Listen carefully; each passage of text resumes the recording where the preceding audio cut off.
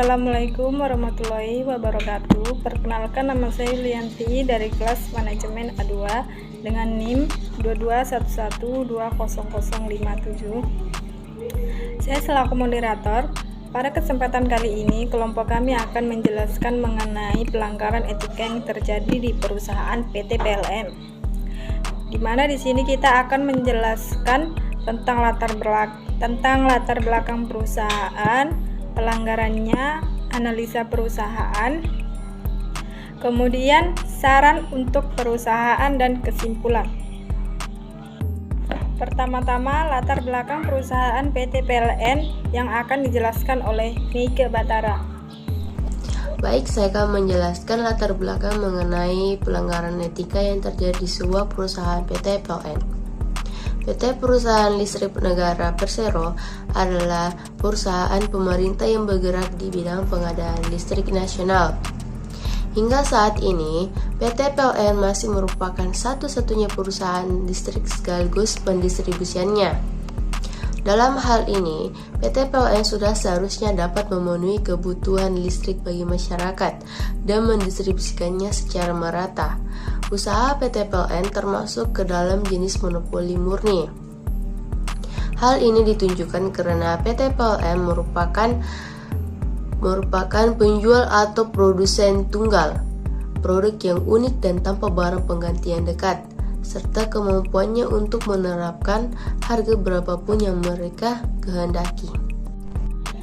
Selanjutnya, pelanggaran etika yang akan dijelaskan oleh Winanda.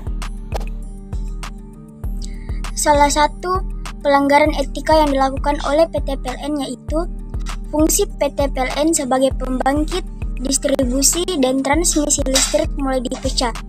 Swasta diizinkan berpartisipasi dalam upaya pembangkitan tenaga listrik.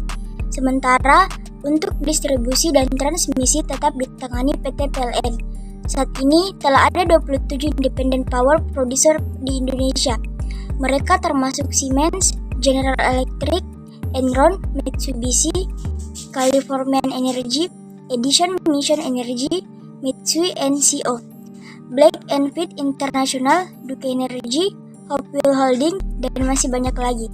Tetapi dalam menentukan harga listrik yang harus dibayar masyarakat tetap ditentukan oleh PT PLN sendiri.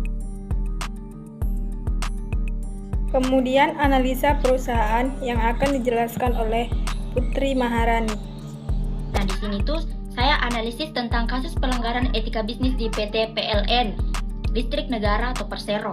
Nah, dalam kasus ini PT Perusahaan Listrik Negara Persero sesungguhnya mempunyai tujuan yang baik, yaitu bertujuan untuk memenuhi kebutuhan listrik nasional. Akan tetapi tidak diikuti dengan perbuatan atau tindakan yang baik karena PT PLN belum mampu memenuhi kebutuhan listrik secara adil dan merata. Jadi menurut teori etika deontologi, tidak etis dalam kegiatan usahanya.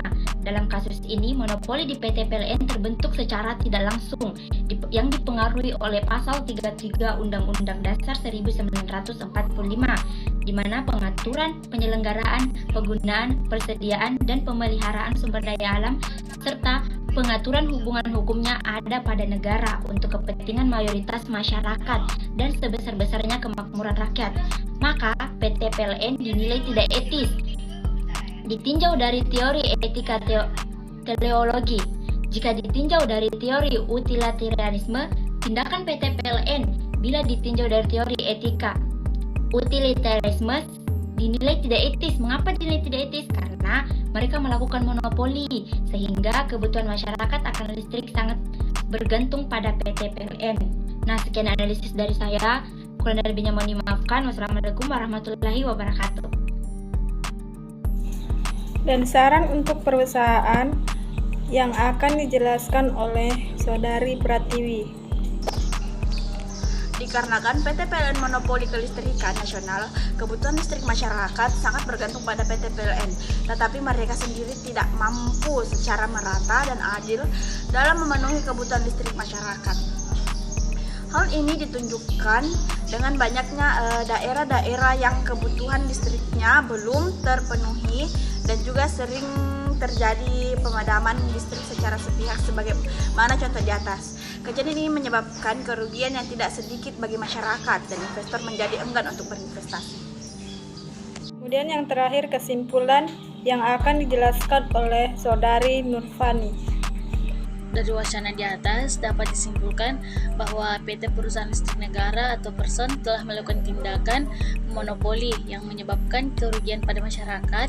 Tindakan PT PLN ini telah melanggar Undang-Undang Dasar Republik Indonesia Nomor 5 Tahun 1999 tentang larangan pabrik, monopoli, dan persaingan usaha tidak sehat. Itulah tadi penjelasan mengenai pelanggaran etika yang terjadi di perusahaan PT PLN. Sekian dari saya. Kurang lebihnya mohon dimaafkan. Assalamualaikum warahmatullahi wabarakatuh.